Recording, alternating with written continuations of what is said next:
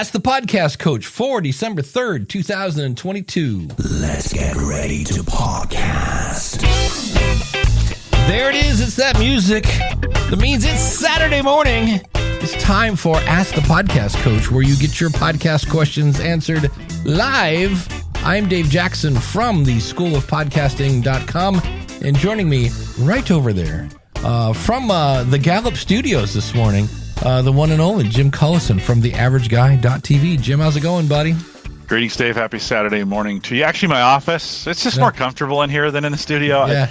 That's not totally true, but I like doing it from my office. So always good to be here. Last Saturday of the year to be on campus. So we'll be back in the AverageGuy.tv studios next week. There you go. Yeah, I just knew you're not in the basement. So yeah, no, not hanging out in the under the lights. But you know what? I still have some coffee. I had to kind of improvise the pour a little bit, so we're going to go from cup to cup. Can you help me out here? I've got to fade out the music. There we go. And let's get that coffee going. Oh, yeah. That's some good stuff right there. I can smell it. It's weird. Over the internet, I'm like, man, that smells like good coffee. Smell-o-vision? Is that a thing now? And, of course, that coffee pour is brought to you by our friend Mark over at podcastbranding.co. If you need artwork for your podcast, here's the thing. I had somebody this week, and I said, how did you find the School of Podcasting? She said, well, I was searching through Apple Podcasts, and your podcast came up, and I saw your logo, and it looked professional, and I clicked on that, and I was like, there you go.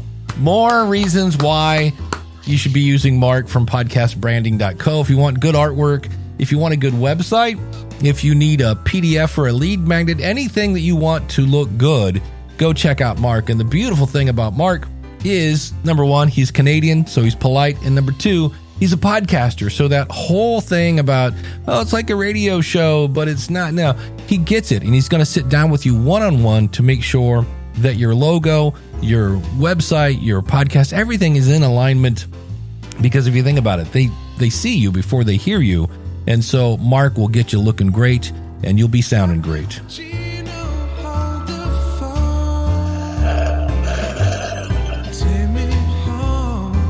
And, of course, you can find him at podcastbranding.co. And, Jim, if you had your mug, do you have your actual mug? I do. I brought it with me. Look at that. It's a good travel mug. It comes with me. I did forget it the last time we were here, but it's here this morning.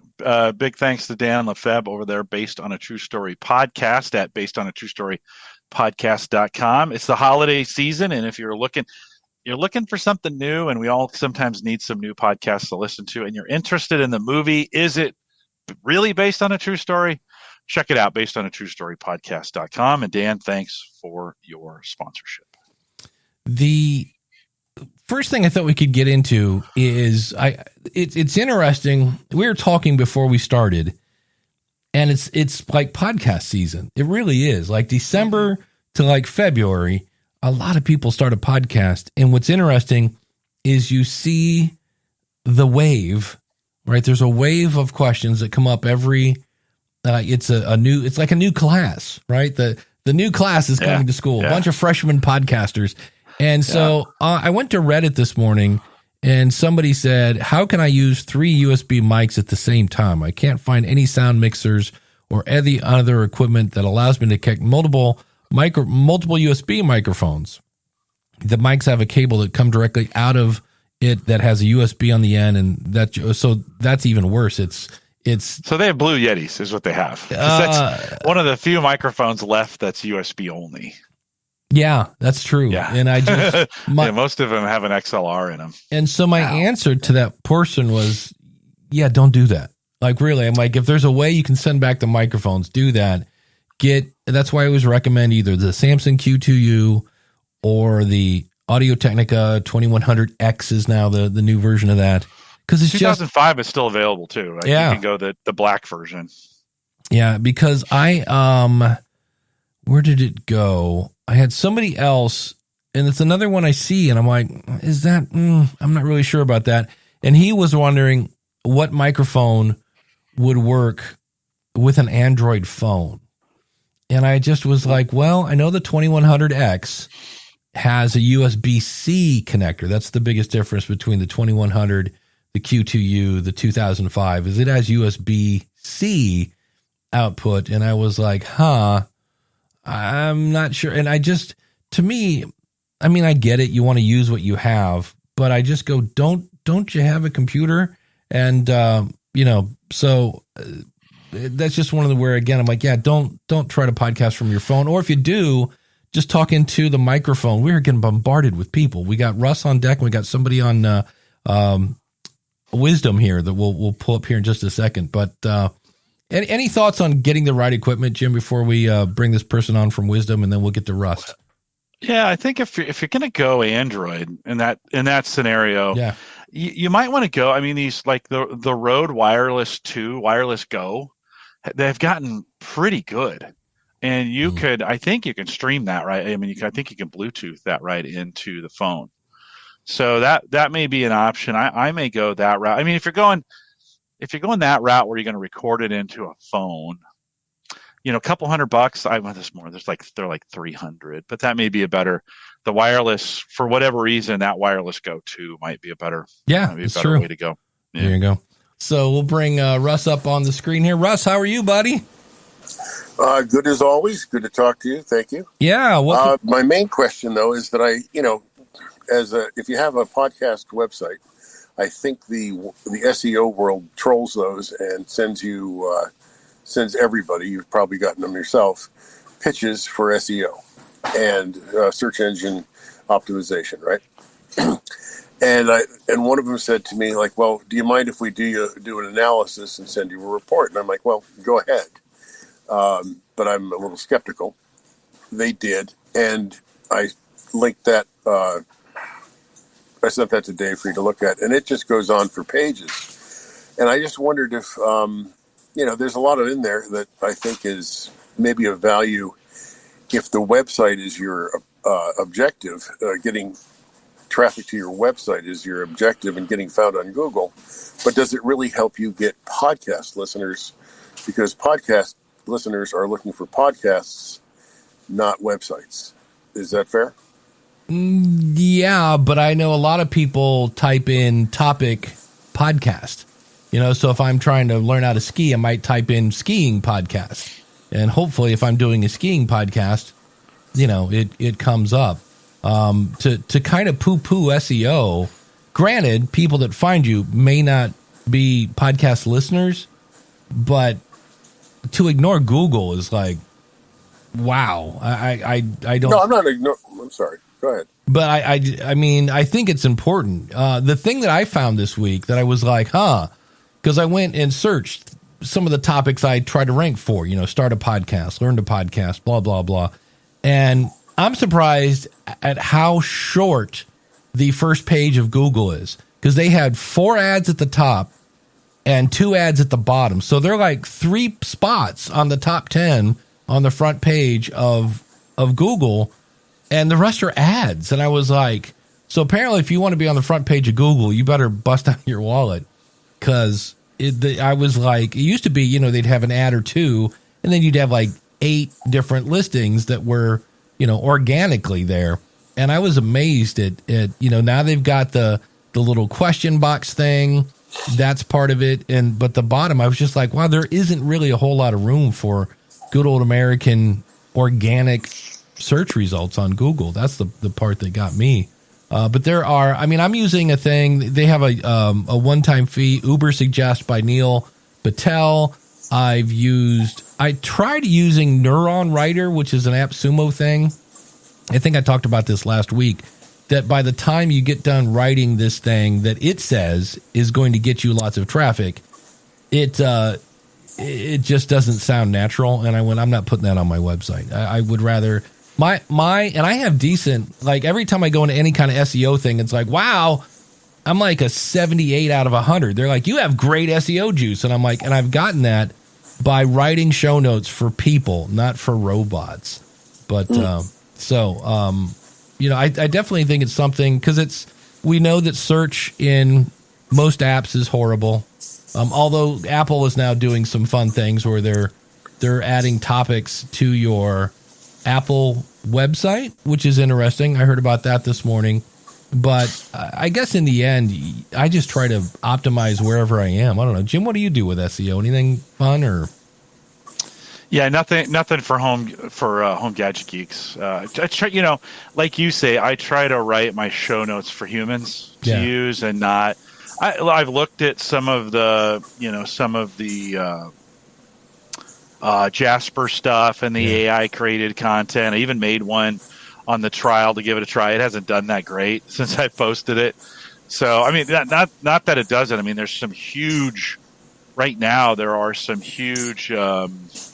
Benefits being touted by that community about how great AI content is, and you can basically have AI create the whole site, and then it'll just make money for you. That's kind of what I'm hearing. I don't know how much of that stuff is true or not. I think it's one of those things you shouldn't ignore, but it's certainly you got to. I mean, you can go into an SEO hole for a while, and never come out of it.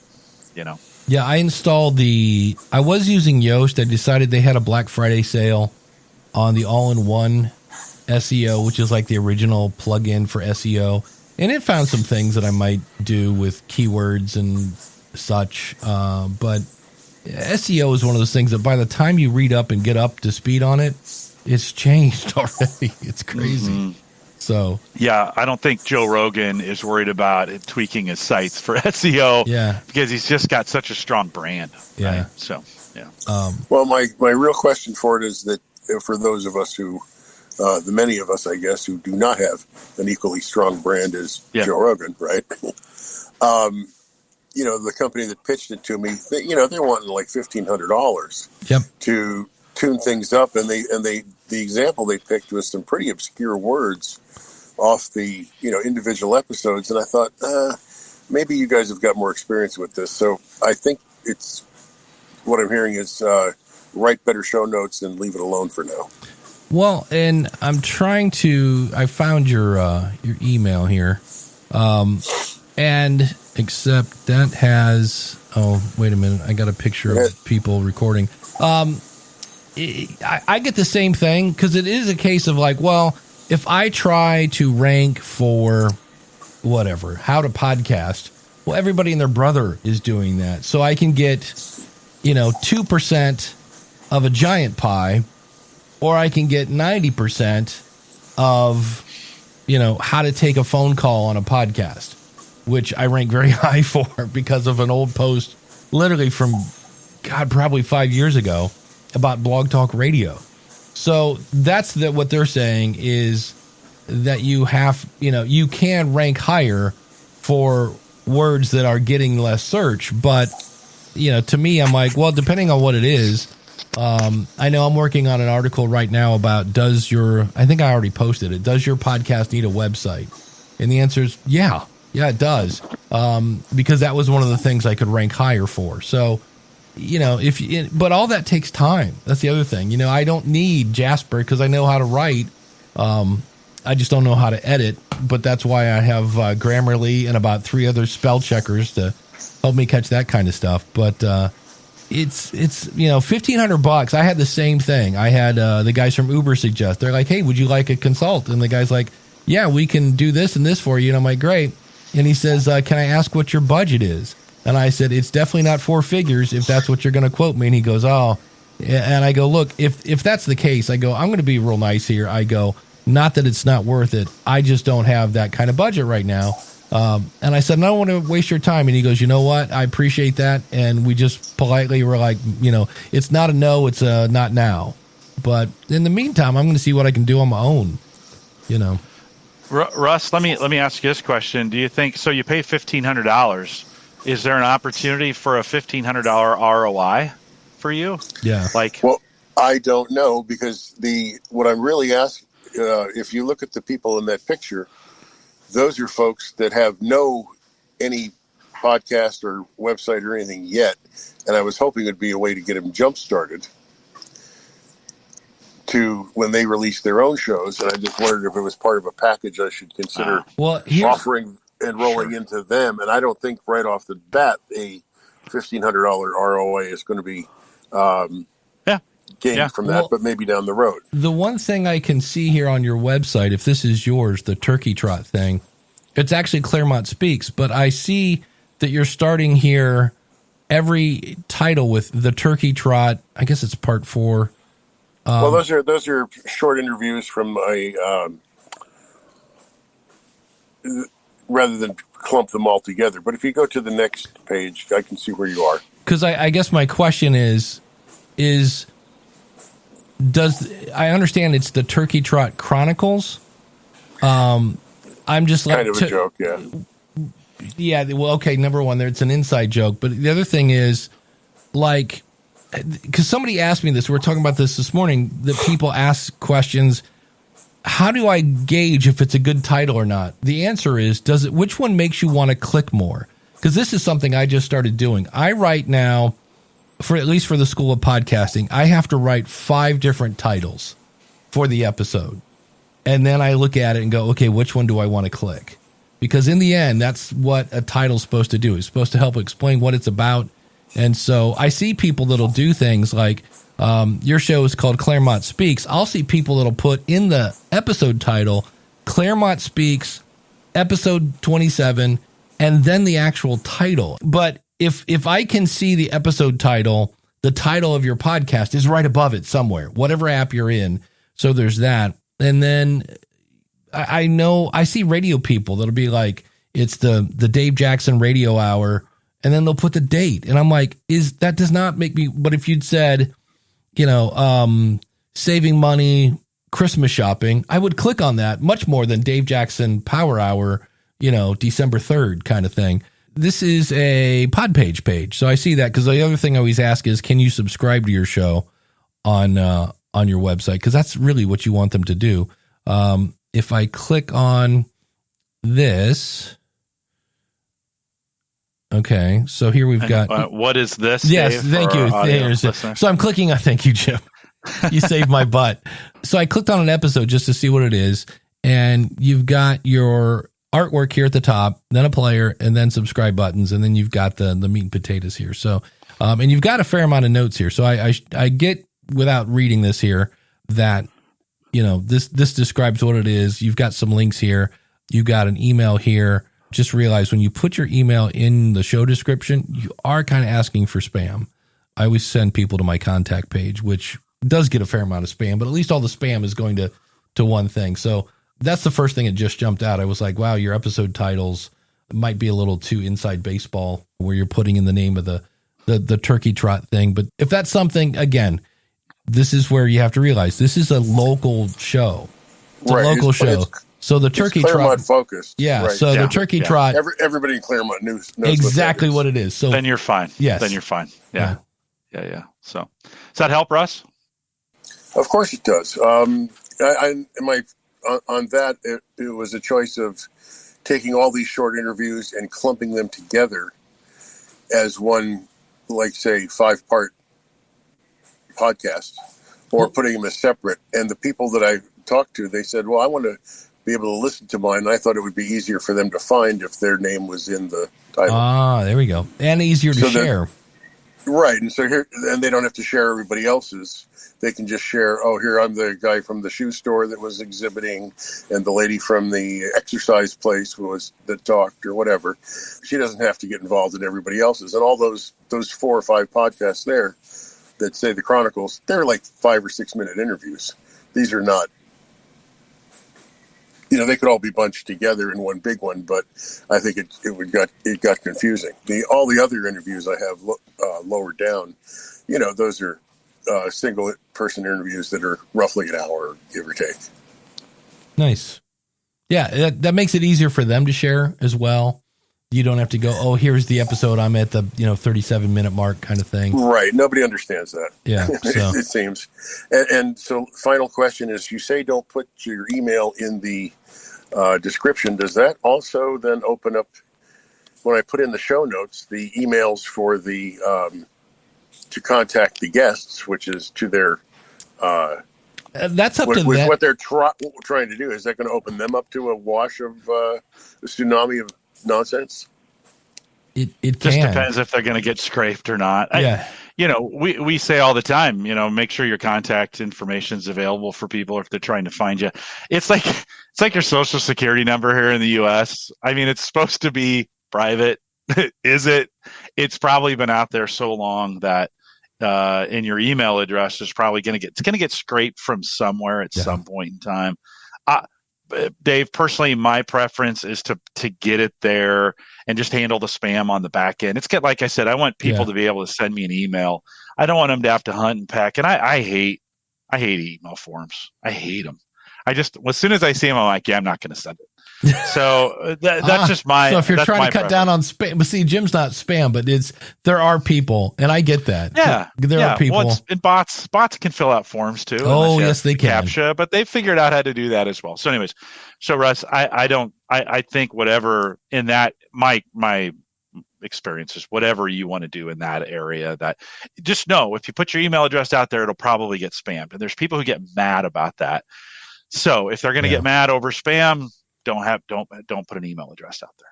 Yeah. And go back and take it off the description if they do. If they're going to get mad, yes. But I get Jim's point. If you don't want spam, I don't know, don't have an email address. Exactly. You know what I mean? Because if you have one, it's think such about a broken system. I have I set up a Gmail for my church, and it gets spammed, and it's not even anywhere. It's just somehow. Google shared it with somebody. I don't know. It's the nature of the beast with email, of it being an open system. Yeah. So, but anything else we can help you with, Russ? Not today. All right, man. We'll see you. All right. Take care, Russ. Thanks. Yep. Bye. You bet. DR says, talking about transcriptions and show notes and things like that. CAPTCHA's not quite there for me. My biggest pain point is finding those quotes for the quote cards. It's like finding a needle in the haystack.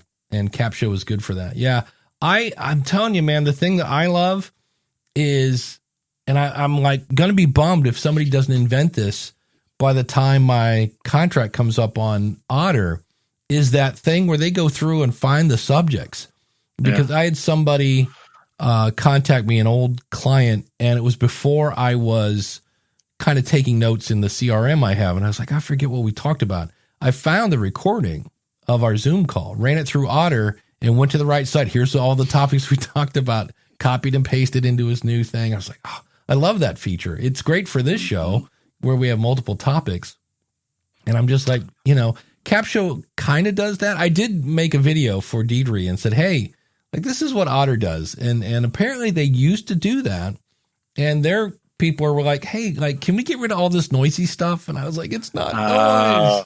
Isn't that interesting? Features, really good features that come out, and like that. This is what happens when you listen to your audience, and you're like, "Oh, a few people don't like it. Let's take it down." And you never know. You never know with that. I love that feature. That has become a staple of my show notes. I just have an area, a helpful breakdown of it and a summary, and then I offer transcripts by request now. So on Home Gadget Geeks, on the Gallup side of things, we put them in everything. But on Home Gadget Geeks, I just don't have enough listeners to really warrant putting that out there every time. And I just say available upon request. And I did get a request the other day. Somebody said to me, hey, can you send me the transcripts? Absolutely. Grab the MP3, throw it into Otter, let it transcribe it, clean a few things up, send it to them, and that works out. I mean, maybe I'm missing SEO on those transcripts. I did the whole transcripts things for 2 years, and Dave, I didn't see anything that would make a difference. Right? I've had some people that have asked me about transcripts at Libsyn, and I'd say upload your PDF as a file for download only, so it doesn't go into your feed, and then link to that PDF, and then you can see how many people are downloading it. And the answer was nobody. Yeah, pretty much. I mean, a little, but and I guess that's one of those things like a spare tire. Like if somebody really wants a transcript, there's probably a reason for that. But yeah, I know Todd and Rob on the New Media Show were saying, I forget who did the study, but it was like 20% of podcasters have a transcript.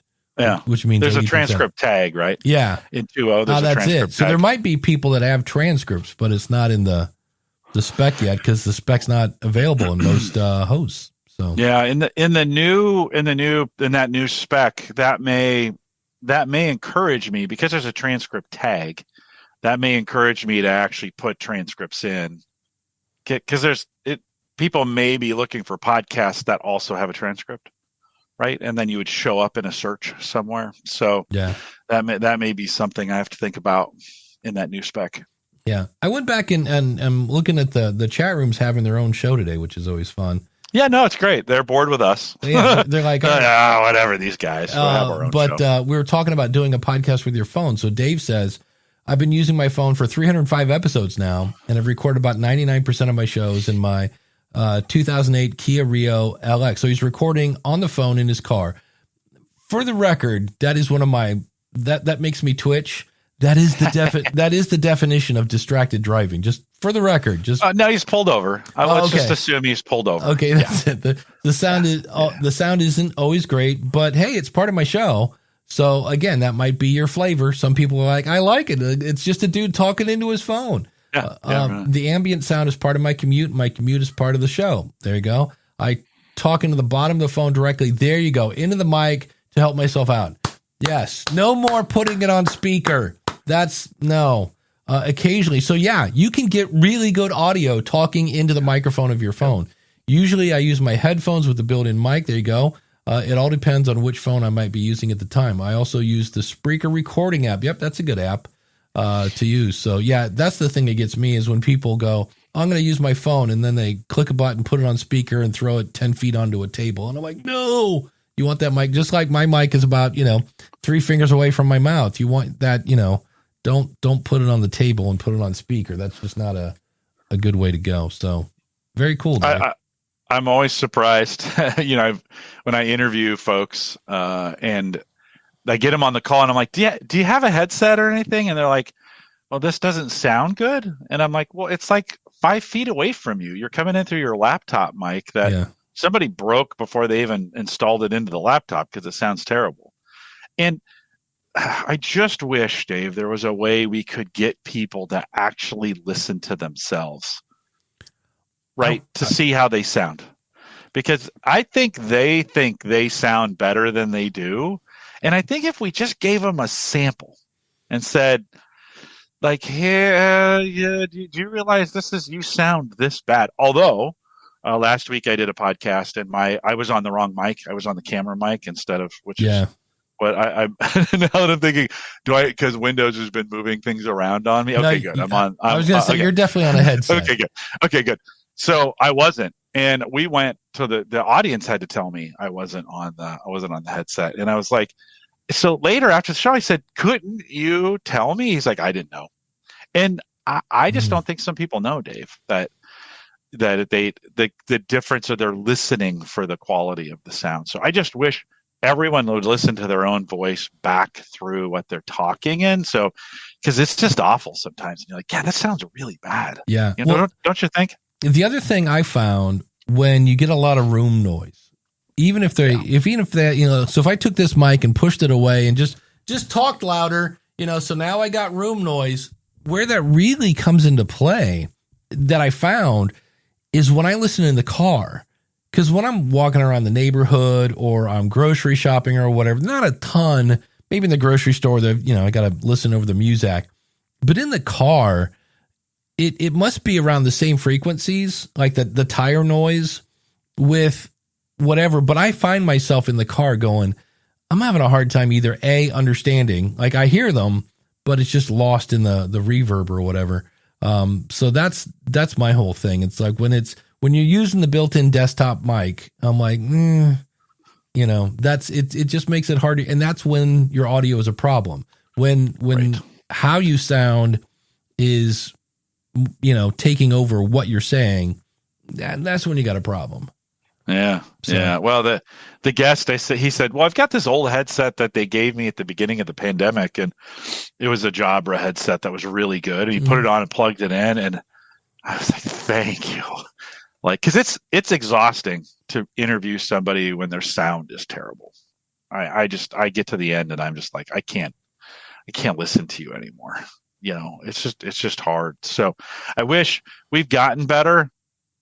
the public, we could still go farther. I just wish we would get people to realize when they sound better, people listen. Well, yeah. I mean, I forget what it was on. Scott Johnson does a show where he actually gets the recordings of 911 shows, of 911 calls. And, some of those sound great, but there was one that was just shrill. It was harsh. Oh. And I started to listen to it and I was like, okay, we're going to fast forward through this one. It was really cool, but that was when I'm like, yeah, I can't, again, if the audio gets too bad, I just can't listen. So, going back to transcripts real quick, Craig says, depending on the genre, when it comes to transcripts, right? In language learning, transcripts are huge. Here's the fun thing. You want to hear something fun? I've been spending literally 5 minutes a day for 72 days now, practicing Spanish. And I got, and so I, when I was in Best Buy, on Black Friday, there's a sign there and the last word was a key. And I was like, that's here. That sign says here. And I know that word. It was so much fun. I was like, okay, so 5 minutes a day. Eventually I'll be able to read the whole sign. But right now I just knew a key is here. So DR says trying to get clients to consider headphones for their guests as a non-negotiable is an uphill climb. Here's how you sell that to the guest. I want to make you sound great. I want to make you sound smart. And if you come across using your built-in desktop microphone, it's just not going to be good. And then they spend hours like looking good. This is the thing. They spend hours getting ready for this thing. They come, they're dressed up, hair's looking great. I mean, it's just, they look great. And then you're like, why wouldn't you take an extra step? I mean, you bought expensive clothes. Why wouldn't you just buy $100 headset to, and I know it's not as pretty, but it's not as handsome, just to be fair on that one. But like, gosh, then you do this thing and it sounds like you're trying to talk through water. Right. And so it's a tough sell. But you're right, Dave, what you say, like, hey, I want to make, this is probably the positive way to spin it. Right. I want to make you sound as good as I possibly can. The closer we can get that mic to you, the better. And I make a big deal when they switch over to a mic. I make a big deal about it. Like they'll be, doing whatever they do, and then they put their headset on, and I'm like, like I make a big deal. Thank you. It sounds a million. Like people are going to really be able to hear you now. So I try to encourage them. Well, and then for the podcaster, realize that when you put bad audio on your podcast, that's your brand that's taking the hit. Not like, you know what? I love Dave's show, but boy, that one guest was horrible.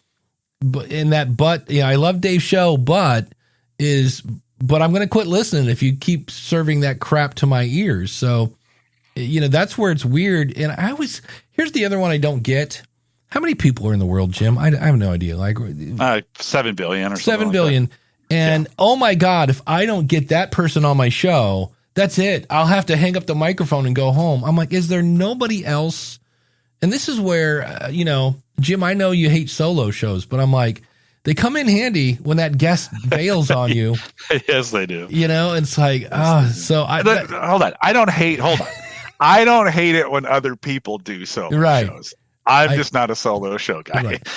But I get that. That's sometimes why people freak out. Like, I've got to get that guest because they said they were going to come on and they sound like crap. And if I say no to them, then I lose that potential interview. And I kind of go, isn't there somebody else you could interview? I don't know. It's kind of, that's the one I kind of don't get. Uncle Marv, somebody asked about what microphones, are there a few recommended headsets? I personally say no.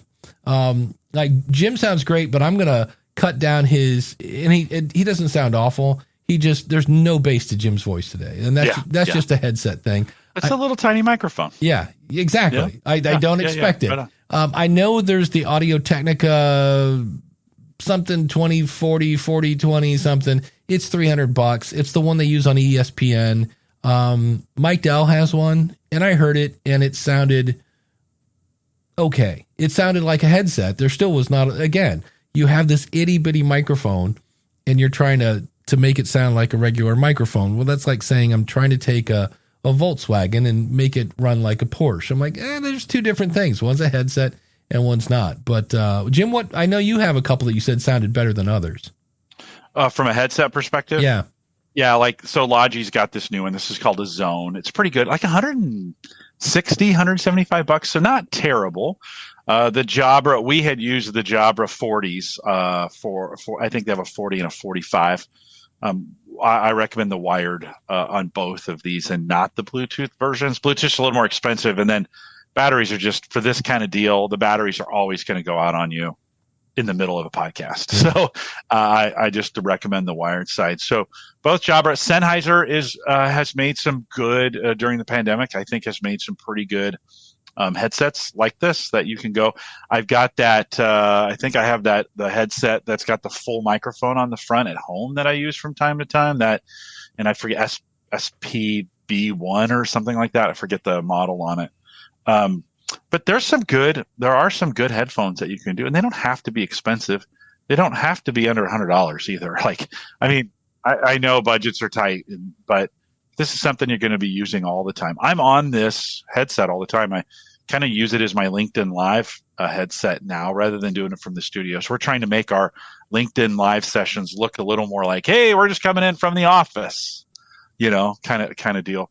But yet I don't want to sacrifice too much quality on it. So those are a couple that I like. Yeah. Somebody here from Dumbing It Down with Dave says he's responding. He is driving, by the way. Okay. Dave, I'm sorry that you're driving. Yes. My iPhone doesn't have a headphone jack. Yeah, that's where you kind of have to do the Bluetooth thing.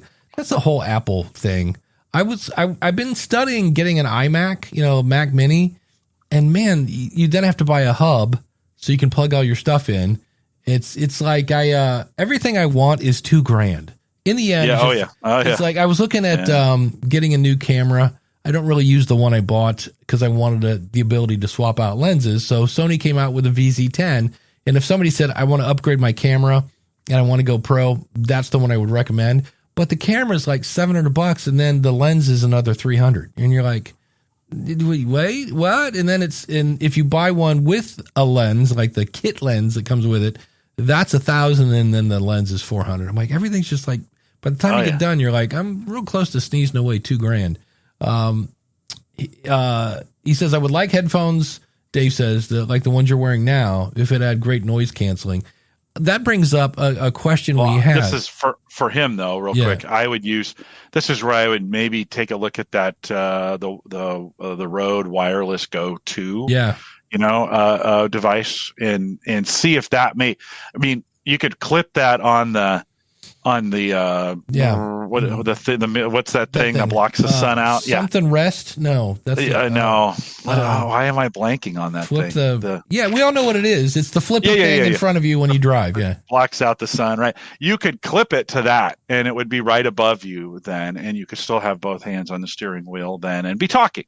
Yeah. Right. There's nothing wrong with that. Holding that phone is pretty distracting as you're driving. So I don't think we can say that's a great idea, but that something like that would give you, I think, a little bit better sound that you could process through to take the road noise out. Yeah. I saw a question in Reddit, and it says, does anyone out there podcast from a pub or a cafe? If so, I'm curious, how do you deal with the noise of background chatter? Does it just act as atmosphere and you ignore it, or do you try to edit it out? Or is this just a plain bad idea that will never work? And I was kind of leaning towards that one. If you're worried about the background noise, maybe not podcast from a pub. Exactly. It's just a thought. Yeah. How much do listeners care about that kind of thing? It depends. Again, if it's distracting, if I can't hear people in my car over the clinking and stuff, it does add atmosphere. I used to listen in the early days. There was a show called Marketing Over Coffee, and they did it from a Dunkin' Donuts, and they would just stop. This is like early days, like 2006, because every now and then somebody have to make something where they ground the beans or whatever. And so they're talking about Google juice, and all of a sudden, and they would just stop. They wouldn't edit it out. And I was like, oh, geez. Our voices, they say, are perfectly easy to follow, but the chatter is always there in the background. It's quite noticeable. Yeah, there's the phrase that we don't want to hear. the background noise is quite noticeable. I'd love to hear some feedback. So for me, when I hear, if you're asking the question, that means it's becoming distracting.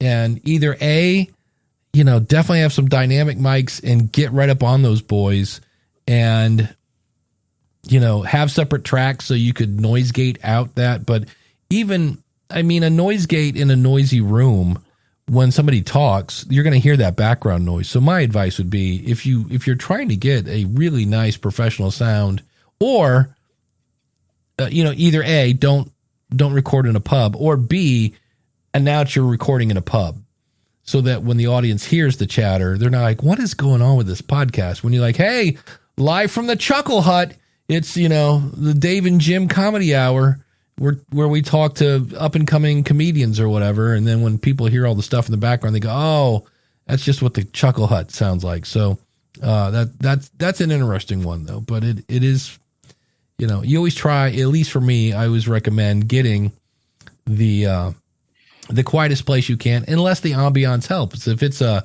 nature podcast and you're walking around the forest, well, that kind of probably adds to the show. It as always, it depends. So, yeah, and I used to do interviews, short interviews, 15 minutes from the conference floor. Mm-hmm. We would set up a booth, and then I would set up another booth to do interviews in. And there would be a little bit of noise behind it, but we used, ATR 2100s, and I got them really close, turned the gain down as much as I could just to make sure that the sound field wasn't, picking up somebody, picking up the thing next door.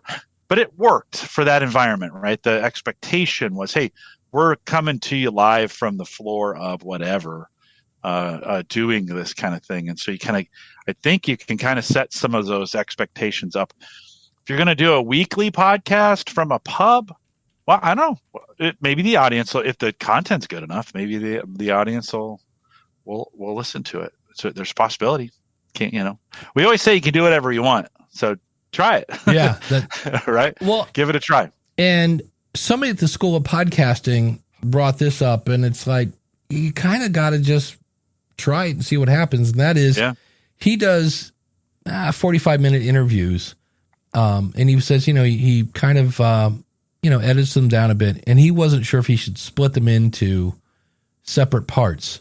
And by the way, for anyone keeping track at home, the word we were looking for was sun visor. Yes. There we go. Thank you. But, I don't know why I couldn't think of that. But he was like, because somebody else, everybody heard, well, I shouldn't say everybody, but anybody that heard Gary Arndt on the School of Podcasting, he does a daily show. And a lot of people are, the takeaway from that is, I need to do episodes a week. So his answer was, maybe I should break my longer podcast episodes into multiple ones. And I was like, again, I always go back to the, there is no too long, only too boring from Valerie Geller. But I said, if it could stand on its own, I guess you could try it. But I don't, it depends, I guess, on your audience. Some people, because to me, I'm listening to an audiobook right now on like marketing and sales. It's like 5 hours long.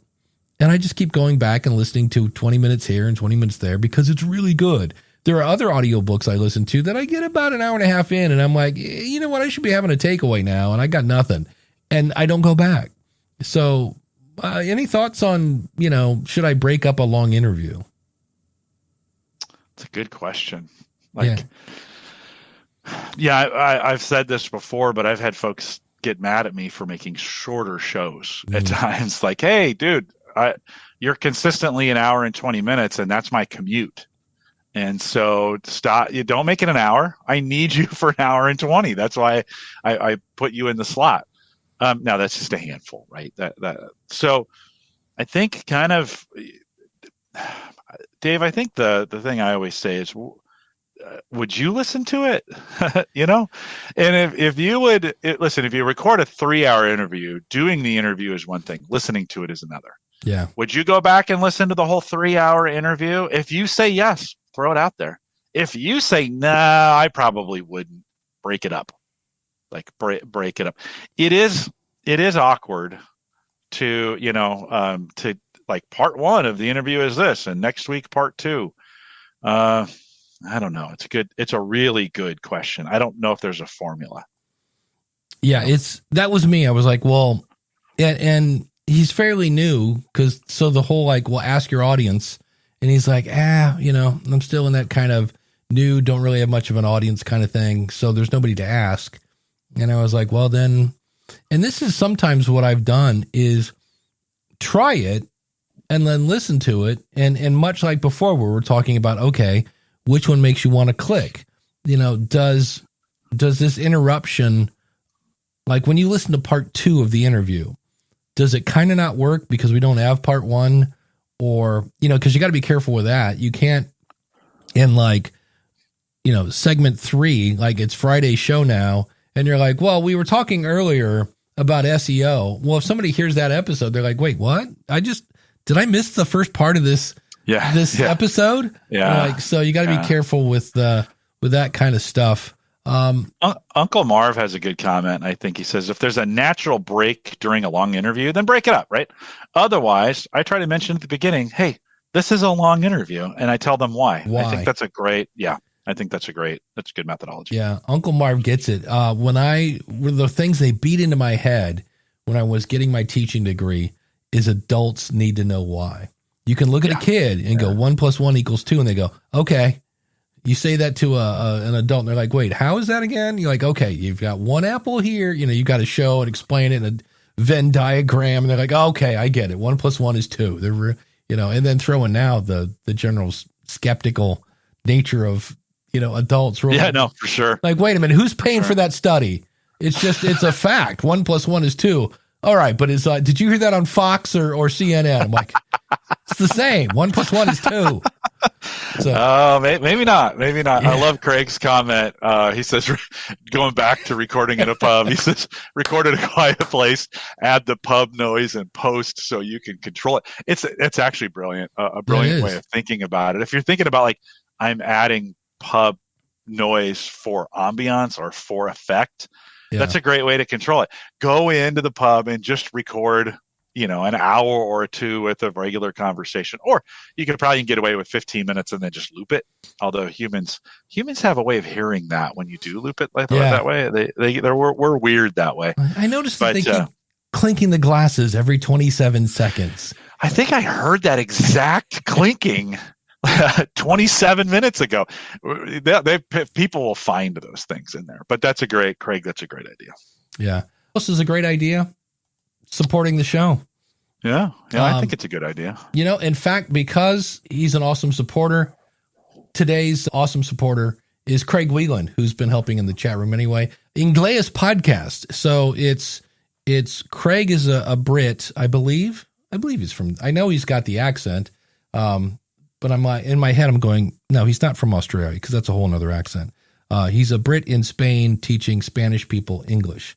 So it's interesting because you can actually, even if you are a native English speaker, you can learn things. You're like, oh, wait, it's apostrophe S, not S apostrophe, and all sorts of other fun stuff.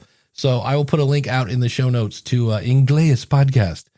So Craig, thanks for being an awesome supporter. And Ask the Podcast Coach runs on Podpage. If you want to try Podpage, well, it's simple.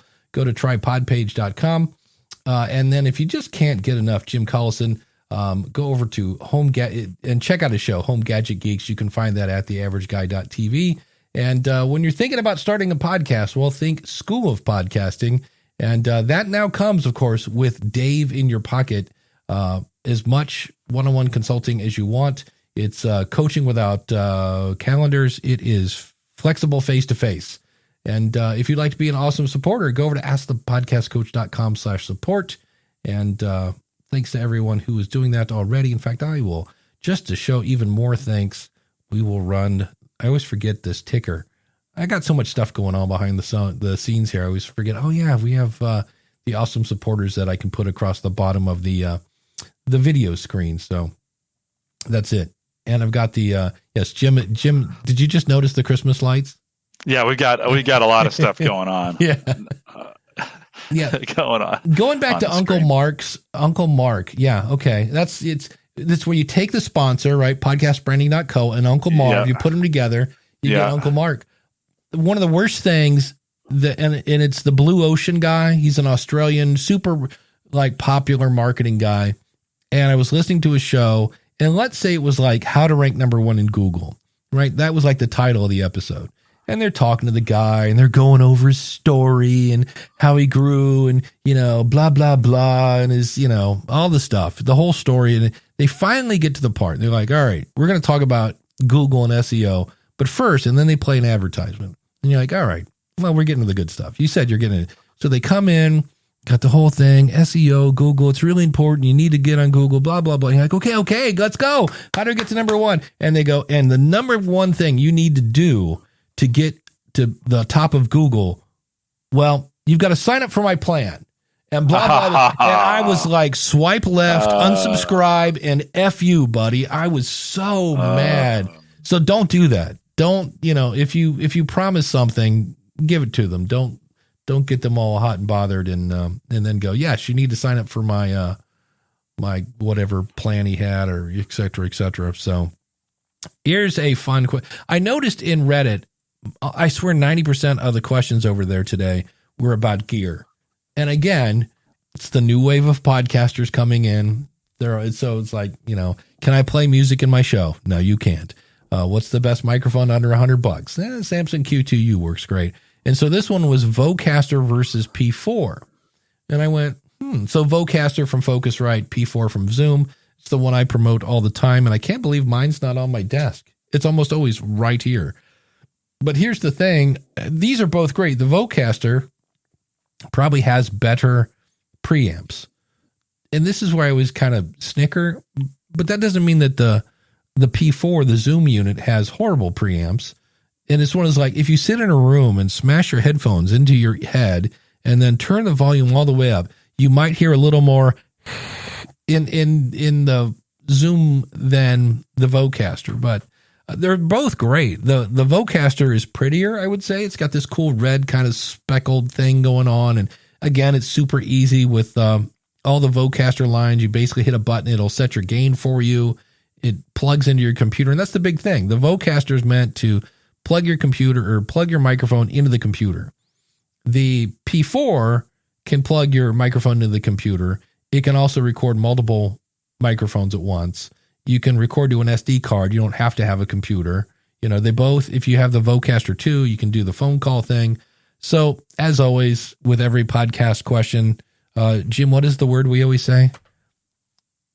We say it depends. It depends. Yeah. So if you want to be tied to your computer, the Vocaster is a great unit. You're going to have a little better audio.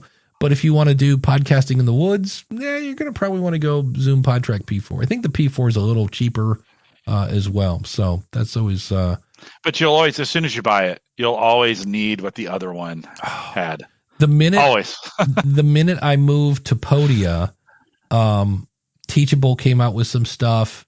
And then then Circle.so came out with courses, and then it's like, okay, and that's where you have to ask, does this work? That's the other thing. When I saw that I was going to spend about $2,000 if I wanted to upgrade my camera, I was like, you know what I need to do? And this is what I wanted to do it this morning and I didn't. I need to run the audio of me out of the Rodecaster into the camera and then the camera into StreamYard. Because I always had couldn't get myself in sync. And there's even a thing in OBS where you can change it. And I just could not get myself to be in sync. And I was like, what I need to do is just get my audio going into the camera and the camera into StreamYard, and we're done. And I always think about that Saturday night or Friday night and go, I need to get up early and do that. And then I don't. So that's always kind of fun. But at any rate, so that was another one that I just went, okay, we're all kind of answering the same questions. We're trying to use multiple USB microphones. That's a bad idea. Then some other things. I was listening to James Cridlin. There we go. Take a drink this morning. And he was interviewing Dan Meisner, who used to be from Pacific Content. And Pacific Content, it's always interesting when a company gets purchased and you kind of get to see how long their contract was. Or like you have to stay with the, because almost like, I think it was 2 years to the day that they came up. And I'm going to share my screen, but here are some fun tools to play with, especially if you're trying to network with other shows. And they have wearebumper.com is the new Pacific Content.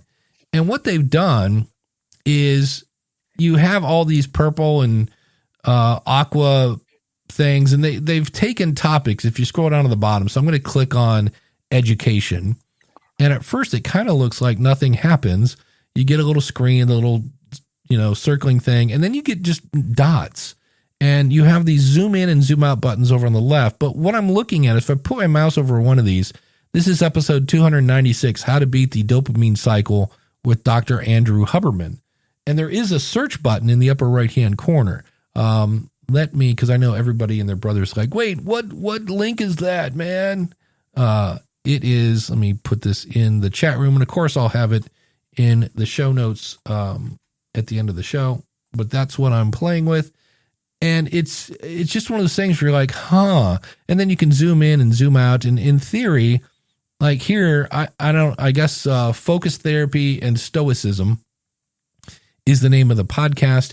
Dr. Sue Johnson on emotionally focused therapy is the episode. But somehow this is, can I zoom into that? Yeah, you can. If I click on it, there are all these different topics. So if you want to like go down a rabbit hole, they should just name this podcast Rabbit Hole. Because when you click on like here, let's go family therapy. So when I click on that topic, here's 2 episodes. And I guess that's from this, and this is from Wikipedia. There's that one. And if that's not enough, but wait, there's more. If you go to Rephonic, now Rephonic is a podcast kind of grow your show kind of company, which it makes sense that they have this tool. But if you go to Rephonic, and Rephonic is rephonic.com /graph, you get to this thing. And so I'm going to type in Home Gadget Geeks. And in theory, there he is. And do you have 3 versions of your show with video? I do. Yeah, That's it's cool. 1 audio and 2 video. Yeah.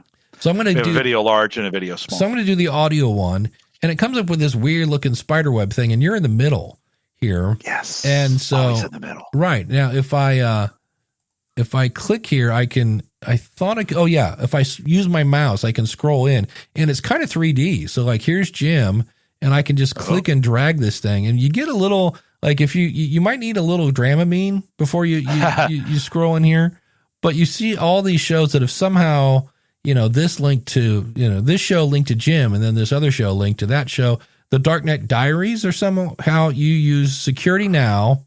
So you talk to somebody from Security Now who apparently is tied to the Darknet Diaries. What's the link between these? It is, so Jim talked to Security Now. Okay. And then Security Now. I didn't. But okay. But maybe they're making a connection on me somehow. Yeah. Right? And then the Darknet Diaries, so it's the elbows connected to the, Interesting. Yeah, it's pretty cool. And so I like this version because it's cooler looking, and I need Dramamine to look at it. It'd look good in VR. Yeah. This would be a really good VR, Yeah. So for those listening on audio, it has everybody's artwork with just lines pointing to this show, talk to that show, talk to this show. So if I were to come over and click on Darknet Diaries, in theory, if I double click on that, it says Explore True Story. So it's letting me know what the show's about. If I go to Graph, okay, now in theory, do I have Darknet Diaries in the middle? Yeah, kind of. Yep. Looks like it. So like I said, this is a great way to spend lots of time going, wait, what's that? Wait, again, I would be interested in knowing how they're making this connection. Like, is it a content connection? Are they looking for keywords?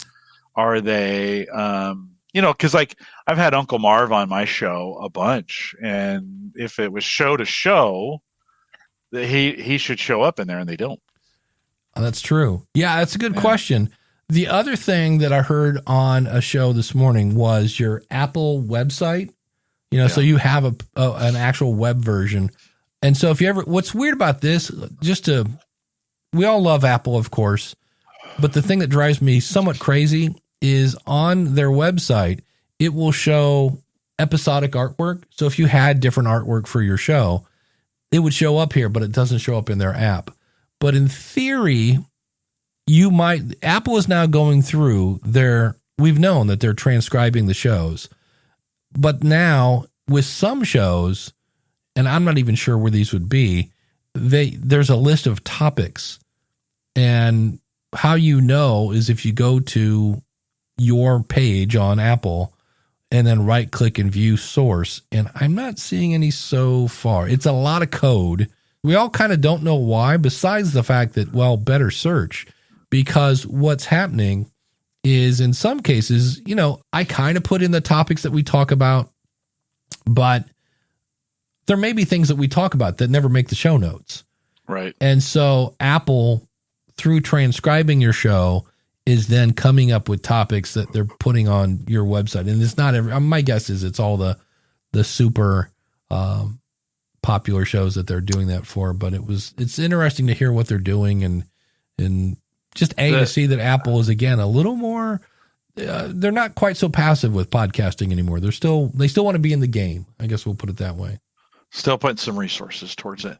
Yeah. I would bet that visualizations, and Dan Lefebvre said this out in chat, it's probably based on listeners. So like, hey, I'm subscribed to this and I'm subscribed to that. That would seem to be more of a connection. Although Uncle Marv's, I would think actually our audiences, we share a lot in that. So, but the topics, as I was looking at the visualization that was there, we cover a lot of the same topics. So maybe it is topic driven. Like maybe they're pulling some topic things from it and matching topics together.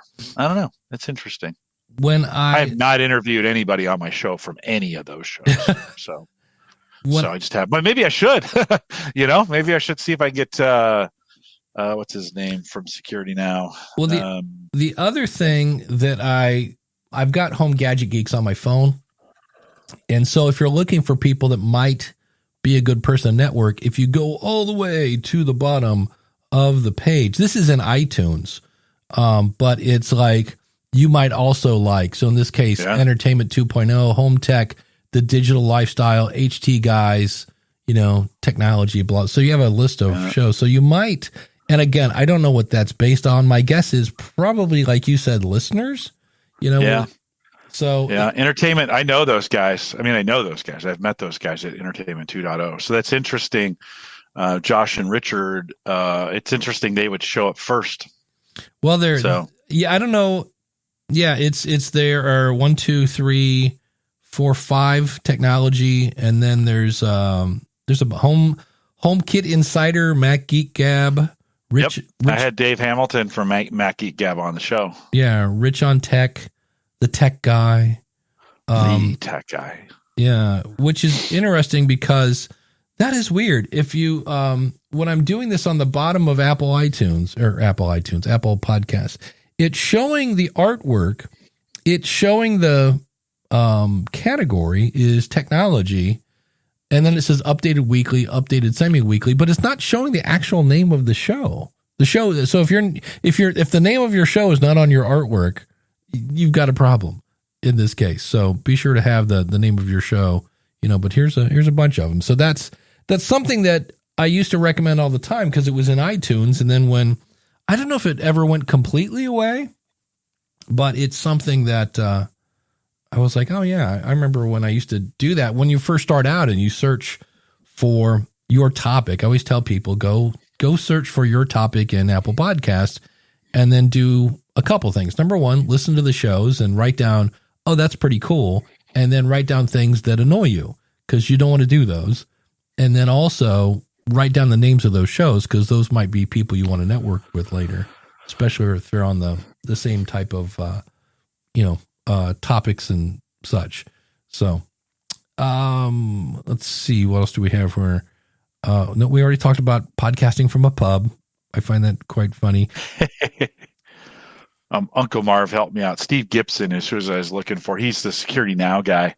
And now you got me thinking on this relationship, the ability to make the recommendations off the current podcast and then say, hey, here's some who's recommended. It's really good. The 12 or so that Apple Podcasts lists are all very, very, very close in genre to what I do.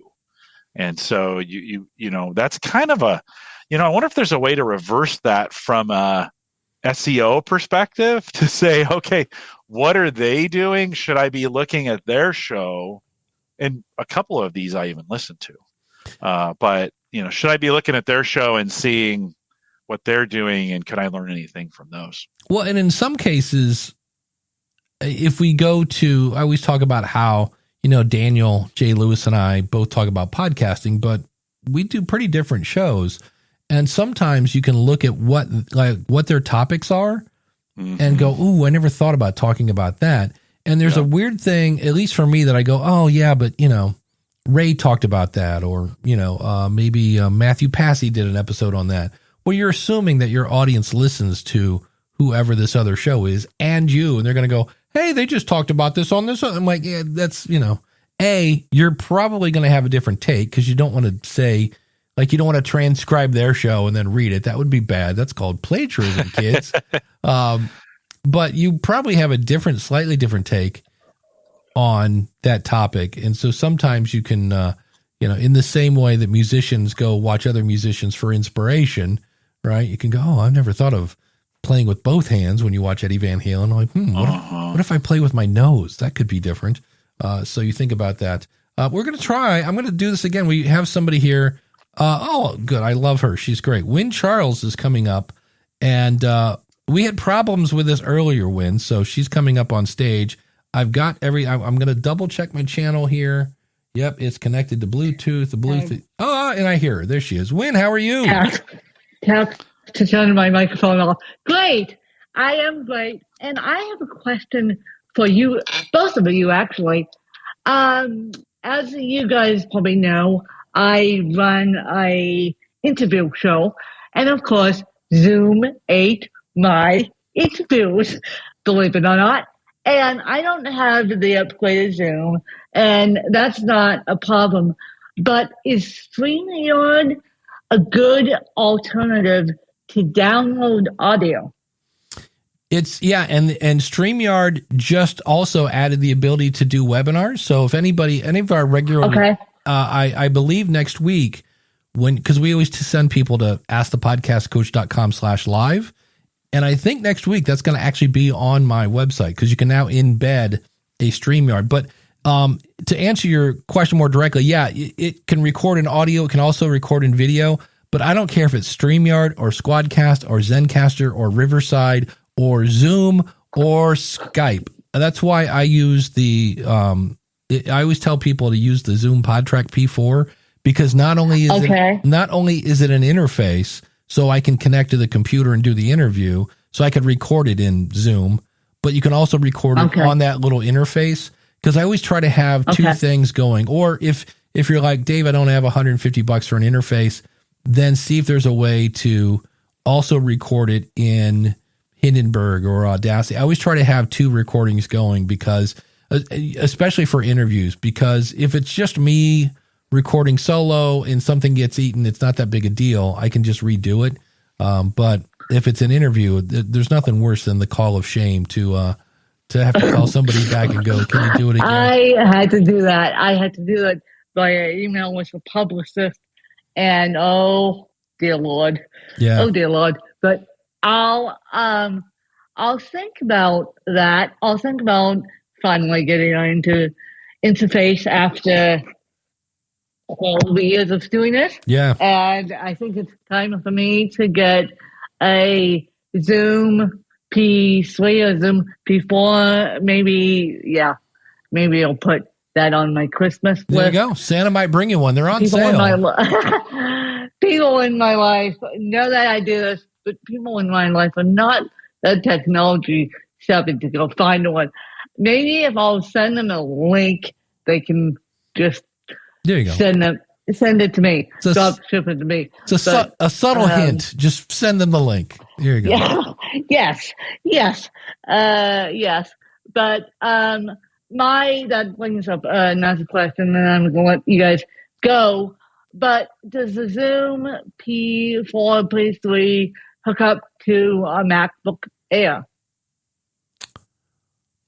Good question. I would assume, because a MacBook Air is just a computer, right? It's nothing special. Yeah, a MacBook Air. Yeah. A MacBook Air is a light Mac. Yeah, it connects to, because it can. A Mac. Yeah, it can connect via That's USB-C. I know it has that connection. I've connected it using USB-A. So anyway, thank you guys for your advice. Oh, you're welcome. Have a good holiday. Take care. Thanks, Win. Thanks for will. jumping in. Dave, one of the things she mentioned StreamYard, and of course StreamYard's been rolling out a bunch of new features, including local recording. And this applies to any of the services that do local recording. That's not a guaranteed slam dunk that you're going to get the best quality that way either. It's a way of doing it, but it's not bulletproof. And if the end user doesn't have great, first of all, garbage in, garbage out, right? Right. So if they have terrible sound to begin with, they're going to have terrible sound when they're recording locally. And then if their bandwidth, if they're struggling with the bandwidth, it can help in some regards because it's recording it locally first before it's sending it. But StreamYard has said it can degrade the quality of the live signal then. So like you may get better quality for, like you and I are doing a live show here. You may get better quality if you are not local recording than if you are. So test it. Test it, right? Yeah. This isn't something, don't, new feature, I'm going to use it this week. You might just want to do some testing just to make sure it's doing what it's doing.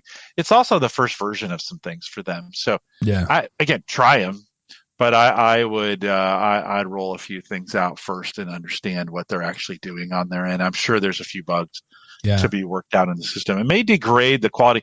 Remember when we did that live show that one time? Oh, with Riverside. It was just awful. And everybody's like, whatever you're doing, never do that again. Stop it. Yeah. One more thing I've done in the past to make sure I'm getting a good recording is I'll open a StreamYard instance on a second computer, mute the mic and the camera, and the sound's coming in. You can use audio hijack or a loop on your physical hardware loop, and then record on that computer. So that's your second. That could be your second. Not everybody has two computers laying around, but if you do, it's a good way to get a second recording and not have to worry about if something failed on the other end. It's one channel, so it's not going to be multi-track, but a good way of doing a backup. Yeah, and Miss Eileen says you're going to need to let your guests know not to shut down their computer while as soon as the interview is over. It's like, hey, don't close that down just yet because it's got to upload, and we'll have to eventually try this. My whole thing is the other thing about separate tracks. Separate tracks are handy for people.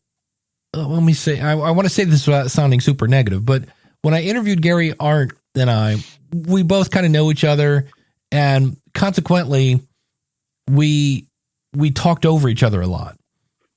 And it was cool to listen to Gary's answer and go, oh, wait, hold on. I need to just cut me out of this so we can hear the end of I talked over his answer. So that's where separate tracks really come in. Everybody always talks about if the dog's barking. I'm like, yeah, but in some cases, you just can't get the rhythm going and you're talking over each other. So that's handy. But it is kind of a pain in the butt. It's not like a huge pain in the butt, but I love to use the stereo mix where, hey, we all have kind of the same audio level and we're good to go. And I don't have to, it's one of those things where, yes, can I make my show sound better with separate tracks? Absolutely. Without a doubt, I can add EQ to each person and that whole 9 yards. But there are other times when I go, I'm just not in the mood for that today. So I like it's a lot of work. Yeah, it is. So, but I'll be interested to see when I logged in today and they said you can now do webinars in embed. And then they said, I need to go back and watch the video because my whole thing, why I love doing it. I mean, we're on YouTube. We had somebody come in from Twitch today and spam us. That was nice. And so I like the comments on YouTube because then you can actually watch the comments later on YouTube if you want to. And so that's going to be my big thing. Can I still take the comments like we just did the one with Miss Eileen? We can throw comments up on the screen. And my question, I'm going to have to reach out to StreamYard and go, how do comments work in the webinar thingy? Because I like that. I bet it's just like this. Yeah. I bet it's just like this. Yeah, because that would be dumb. Right. They're to just take using away that interface. Feature. What they've done is just now they're hosting, right? And so they can give you an embed link. They're hosting the video as well. That's what wasn't available before. You'd be streaming it to somebody else. Now you can now they're hosting it. Yeah. And they're collecting email addresses, right? Yeah. You can now send somebody to a sign up page and capture their email address. Yeah. For the record, we're not going to be collecting your email address to attend Ask the Podcast Coach, but if I ever wanted to do a webinar. We should. Yeah. Just to give them the full experience, Yes, next week, everyone, you'll be joining my then email spam list. them. Yeah, that's it. Spam them and say, we'll get to the end. We should have a fancy name of the show of like, the one way to be successful. And then when we get to the end, we can be like, oh, well, that one way, send us, $700 and you can. We'll get that going. You can join that. Something I thought we could mention is if you had a spike in your show, there is a user agent, which is a fancy name for it's the technology behind an app. And I want to say it was Dolvik, like Dolvik, which is a really popular out of the box user agent for Android stuff. And in this case, it was used by Samsung Free, I think is the name of their app that's on podcasts on Samsung phones. And through the better part of a week, they kept randomly selecting shows, featuring them. And when you got featured, the phone would automatically download something like your last 10 episodes, which might cause a bit of a bump. They have since turned that off. We're all like, hey, quit doing that, because some companies would just block that user agent, which was also like Pocket Casts and I forget what other. It's a pretty popular piece of technology. So Samsung has stopped doing that. The interesting thing is if that was you, see how many people stuck around, because we're not even sure like if anybody was listening, because again, it was automatically downloaded. That usually doesn't go over well. And if you don't believe me, go ask U2, because remember when they did that thing where they everybody got the new U2 album on their iPod, and that did not go over well. People were like, yeah, you just took up all my room. Thanks. And then the other thing I thought I would mention as we're winding up here is at Libsyn, we upgraded our billing system. And the cool thing is it used to be if you got a new card and you got a new number, and you had 4 shows. You had to go into each show and update the credit card, go to the next show, upgrade the credit card. Now you're going to have one payment information, and you can use that for multiple shows. So now when you get a new card, you update it in one place and you're done. And we tested it and retested it. And we actually kind of mini rolled it out. Everything was smooth. Great. December 1st came along, full rollout. And we hit some glitches. And so if you get a message from Libsyn, which you probably did, that says, hey, we're experiencing a far greater number of declines in the with credit cards and PayPal and such, all you need to do is go into settings, go to billing, and update your payment information first. Do that first. Then click on the name of your show and click the plan you're on and click on save, and life will be great. As far as I know, that's been solved already sometime around late Thursday. But in the event you see that, that's all you need to do. Your show's not closed. We're not closing any shows, all sorts of other fun things. But boy, that made for a fun week at Libsyn this week. Right? When billing goes kaboom on the 1st, you're like, ugh. So keep that in mind. So Jim, what's coming up on theaverageguy.tv this week? Yeah, Mike Wieger is back. I said that one time and they're like, oh, I thought he was back. He was my regular co-host for a while. So he is back this week. We're going to try and get him, once a quarter or so.